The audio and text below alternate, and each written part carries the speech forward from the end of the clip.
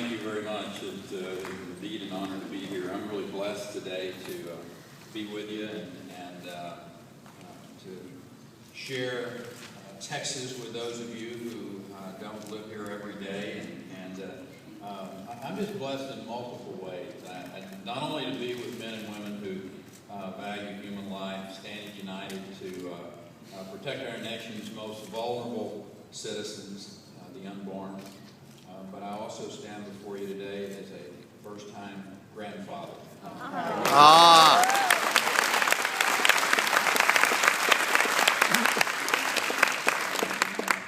I'm blessed to get to work with some incredible individuals across this state. Some who are here with us today, Elizabeth Graham and Kylene Wright, Carol Everett. They are truly individuals who I've been so pleased to be able to work with, to stand shoulder to shoulder with. I'm particularly glad to see all of you this week, of all weeks. To have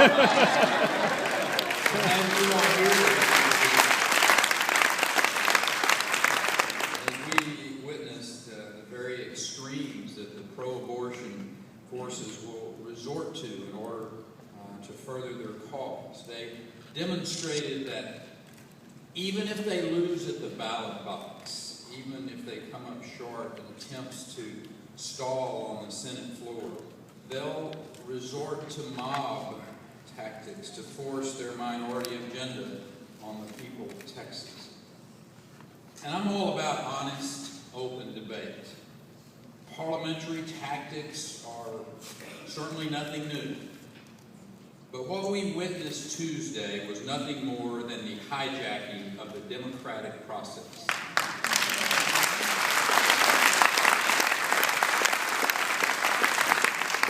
This is simply too important a cause to allow unruly actions of a few to stand in its way. And that is the reason that I have announced that I am bringing lawmakers back to Austin, Texas to finish their business.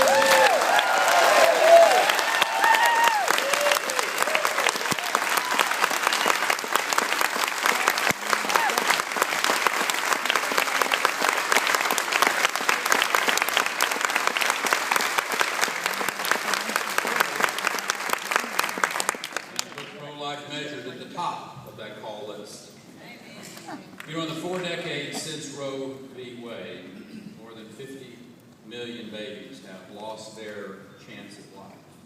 Even in Texas, where the unborn is already more protected than most places, nearly 80,000 unborn children are lost to abortion each year.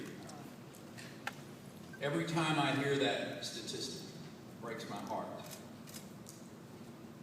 80,000 lives lost before taking their first breath.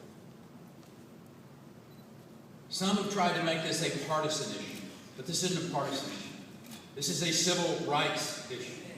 This is a human rights issue. Faced with this scar on our national conscience, in Texas, we pursued policies to protect unborn children. Over the past 100 years, we've passed laws requiring both parental notification and parental consent, ensuring that parents are involved, ready to provide much-needed guidance and advice at the most critical of moments. We funded and promoted alternatives to abortion, providing counseling for women on the other options that won't stop the beating of the child's heart. In 2011, we passed a law requiring any mother considering an abortion to have a sonogram first, because children deserve the respect of simple recognition before their lives are tragically cut short. The laws we will pass, in the coming weeks will build on that legacy of life. We will ban abortion after 20 weeks.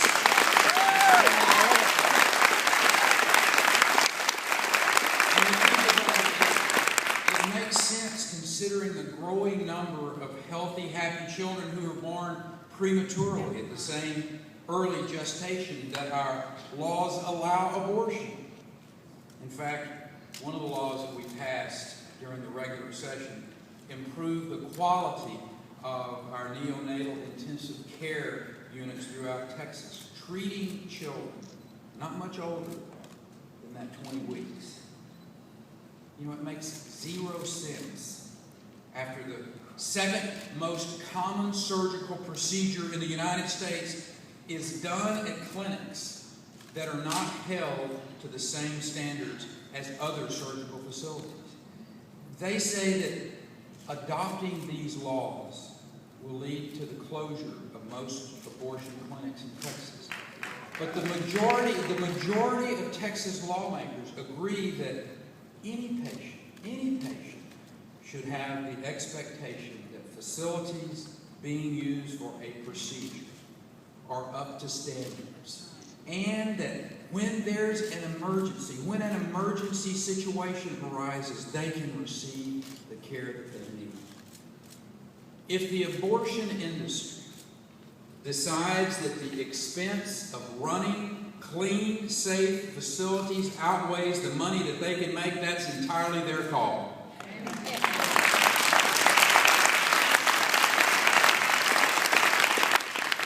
Carol, we've seen too many horror stories coming out of Philadelphia or out of Houston about unsafe, unsanitary abortion mills that turn a profit by preying on women in desperate circumstances, and the gruesome nature of the lives lost at mothers and children.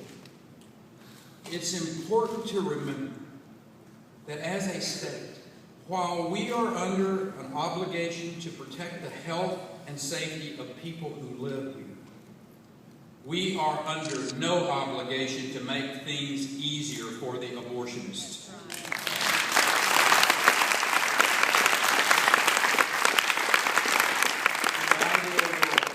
The ideal world is a world without abortion.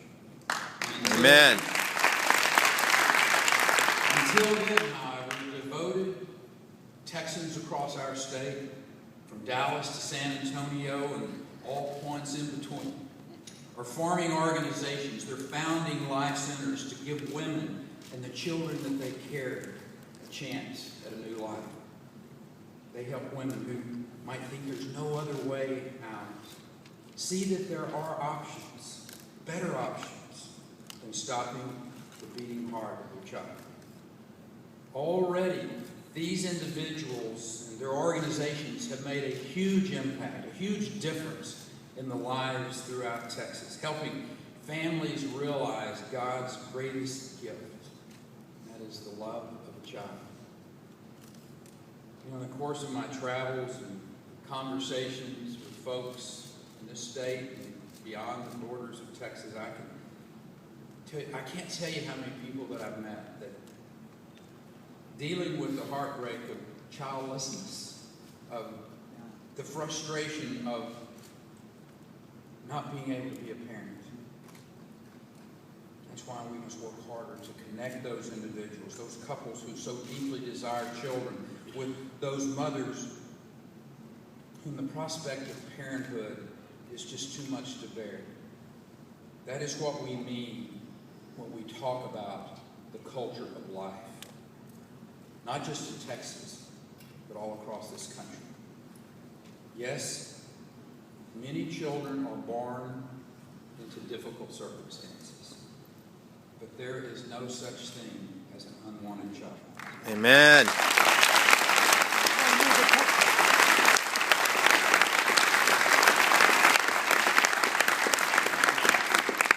There is no life is trivial in God's eyes.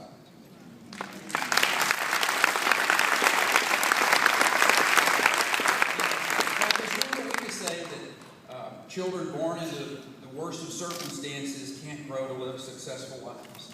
In fact, even the woman who filibustered the Senate the other day was born into difficult circumstances. She was the daughter of a single woman. She was a teenage mother herself. she managed to eventually graduate from Harvard Law School and serve in the Texas Senate. It's just unfortunate that she hasn't learned from her own example, that every life must be given a chance to realize its full potential, and every life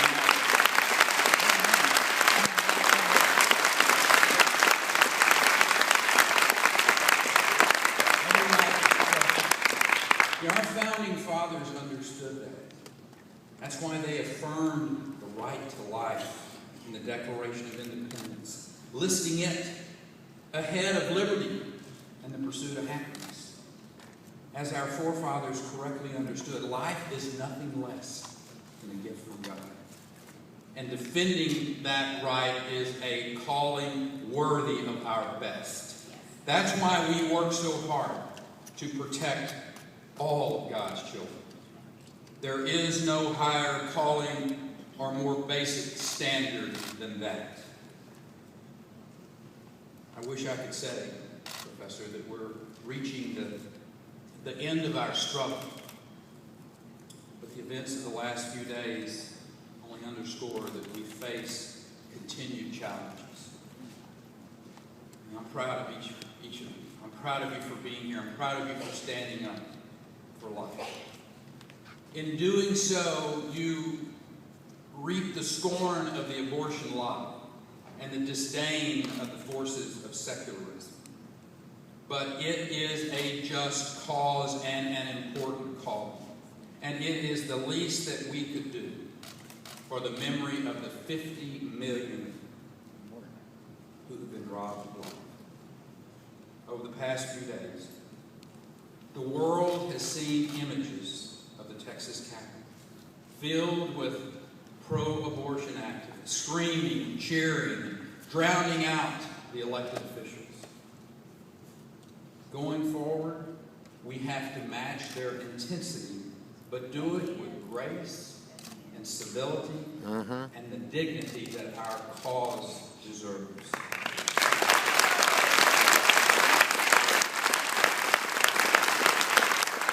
We need to voice our opinions. We need to stand for what we believe without compromising our values or our basic goodness. In fact, if you would, take your phone out and I want you to text in the word life and send it to 21824. Just text in the word life. 21824. That will enable us to stay connected with you over the course of the next few weeks in particular as we fight this battle, as we face these challenges. Because together we're making a positive change in Texas and, for that matter, across this country. And just remember this: the louder they scream, the more we know we are getting something done.